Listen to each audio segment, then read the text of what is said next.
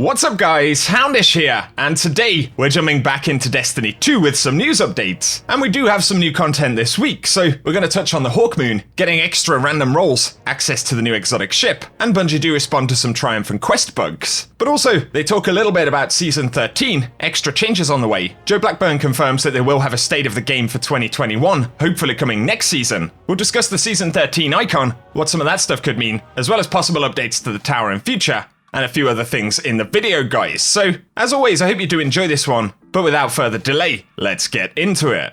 So just yesterday, we finally got access to the Harbinger Mission, and as we discussed in my video last night, we get access to random rolls on Hawkmoon, the exotic catalyst, as well as an exotic ship that we can earn by collecting paracausal feathers. There are also a few triumphs associated with the new content, and Bungie help said that they're currently investigating an issue where players can't complete the Birds of a Feather triumph when completing the mission with Hawkmoon equipped. We'll provide updates when available. So unfortunately there is an issue with that triumph, but I believe all of the other ones are working correctly. On the subject of this new content though, PSAT3 did point out that you can get 9 Hawkmoons instead of 6 this first week, because if you go ahead and run the mission before actually collecting the quest from the Crow, you'll get a Hawkmoon drop at the end. And then of course on the quest clear, you'll get the 2 that you're actually supposed to get. And so apparently running it before you pick up the quest on each character will allow you to get 1 additional drop before you get locked out. But also Volborn's pointed out that you can go ahead and delete characters to get more Hawkmoon rolls per week if you really want to. That also allows you to farm the ship. So here we can see the Radiant Accipiter. Does look pretty cool in game. And the description reads a paracausal ship. That's a new one. No navigation system, no controls, no computer on account of it responding directly to your thoughts. Not much to tinker with under the hood, mostly because there ain't no hood neither. And that's Amanda Holiday right there. And so we are looking at a ship powered entirely by the Traveller, I suppose. Pretty interesting. But either way, without deleting characters, I believe it'll be possible to get the ship next week pretty easily. And so, probably not strictly necessary right there. But that does it for a couple of roundups regarding the content that we've had this week. And if you do want a guide to the quest mission, I'll link my video from yesterday down below. Yesterday we did have a game update with a series of patch notes though, and Cosmo clarified a couple of corrections on those. So he says they missed a note calling out that we fixed the issue with controls resetting on remote play. But also, they accidentally included a note about making Deafening Whisper be able to trigger abyssal extractors, and that fix is coming in a few weeks with Season 13. So that's actually an additional Season 13 change right there, but in case you were wondering, it isn't live in the game at the moment and was accidentally added to the patch notes. But also, on the subject of Season 13, Joe Blackburn tweeted and said, "Last year, I said that Destiny's best days are ahead, and seeing what's coming, I believe this more than ever, but we have work to do to get there. 2021 is going to be a little different for Destiny. We're taking some time to validate our plans, but expect a State of Destiny 2021 next season." And of course, when Bungie say that, they're talking about these significant state of the game updates. And these come in the form of blog posts. We've had a few from Luke Smith, and now some from Joe Blackburn as well, as he is the assistant game director. And so in addition to the new content that we're going to see next season, it looks like there is going to be a larger conversation about the future of the game once again. So that's something right there, and give us your thoughts about it down below.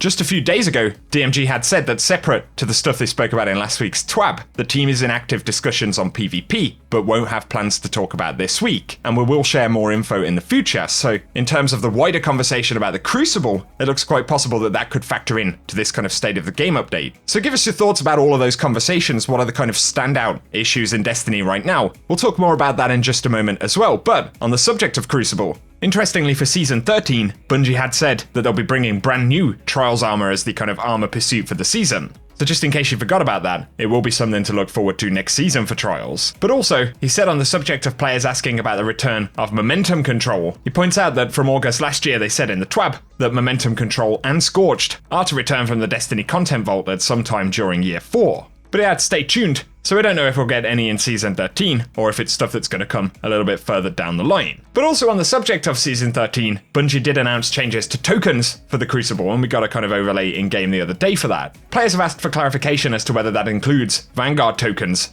and then of course Gambit has its own reputation system, but DMG said Crucible tokens to start with, and Vanguard tokens will be planned for a future season. But regarding other token-based vendors, we don't have specific plans to share yet. Once we have more info, we'll let you know. So bear in mind in terms of Season 13, we only need to get rid of our Crucible tokens, as they will become redundant at the start of the next season. But Vanguard tokens are going to have a little while longer. We're looking at Season 14 or beyond before those will become redundant as well and be replaced by a different reputation system. And yes, they did show the Season 13 icon on the gear inside of Shaq's inventory from TWAB last week. Quint's Reddit did kind of blow this up and make a new higher res version of what the icon will actually look like.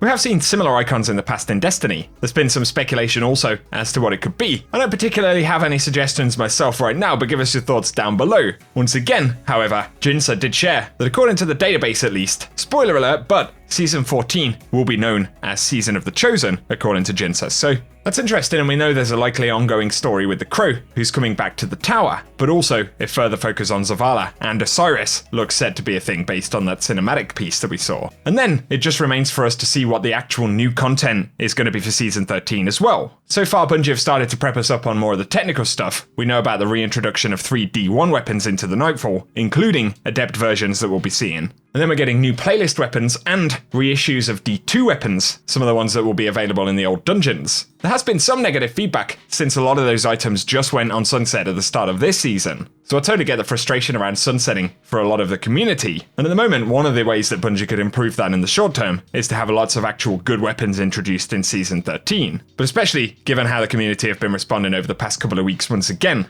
I'd say that there is a lot of pressure being put on Bungie about the sunsetting issue, so once again give us your thoughts below, but regardless of where any of us really stand on the issue, I think the quality of Season 13's content is going to be very important for a lot of players, so let's hope we get some positive stuff when the reveals for that start happening soon. A couple of additional updates right here, but there is a new light Gambit quest that's currently not working, as pointed out by Sneaky Beaver, and DMG did respond that a fix should drop in a future update, not the one we've had this week, but in another update soon. There was also a question about the midterm goal that Bungie touched on regarding Crucible and improving PvP subclass usage and win rate balance. Someone asked, does that win rate allude to skill-based matchmaking? But DMG confirmed, no, the section is looking at balance between subclasses and not actual matchmaking. And once again, the goal they referred to is improving PvP subclass usage across the board, and looking at subclasses where the win rate tends to be particularly high, as part of the info that Bungie can use to kind of balance stuff. As always though, I will be keeping you posted when we get more details about Season 13. We'll have another Bungie update this week, and potentially over the next couple of weeks, some more reveals about that upcoming content. Final bit to talk about right here, but a lot of folks are discussing the potential return to the old tower, and something that stirred this conversation up a little bit more recently. But a lot of people have been looking at cube maps for D2 that were shared by Monteven from Raid Secrets. And Destiny Tracker shared a clip on Twitter showing a different variation of the tower that's visible inside of these cube maps. And this is super interesting, although many of the cube map spaces that we've seen are likely to be scrapped pieces of content or incomplete ideas. But Destiny Tracker tweeted right here, and the tower clip does share some similarities to early city concepts for D2. Some of the arches and geometry of the architecture in the background are pretty similar, but again, these aren't necessarily upcoming spaces. However, separately, we have seen since Beyond Light that the old tower now has scaffolding in place, and this stuff wasn't present before Beyond Light, so developments in the world do tell us that something is probably happening with the old tower. Perhaps it could be rebuilt and be a space that we'll visit again inside of the game, but if we were looking at an update for that social space, I think it would be more likely for the upcoming 2021 expansion, as opposed to being season content. Once again though, you never really know, so give us your thoughts about it down in the comment section. But for today guys, that's everything that we have to speak about in this video, so as always, I hope you have enjoyed it. And again, we are holding out for those details about Season 13, and I'll be doing my best to keep you up to date with that info as soon as we get it, so be sure to stay tuned here on the channel, get subscribed, and turn on notifications if you want to stay up to date. Otherwise, as always, give us your thoughts about the things we've spoken about down in the comment section, and if you have enjoyed the video, a rating also really helps us out down below. But otherwise, I hope you guys have an awesome day.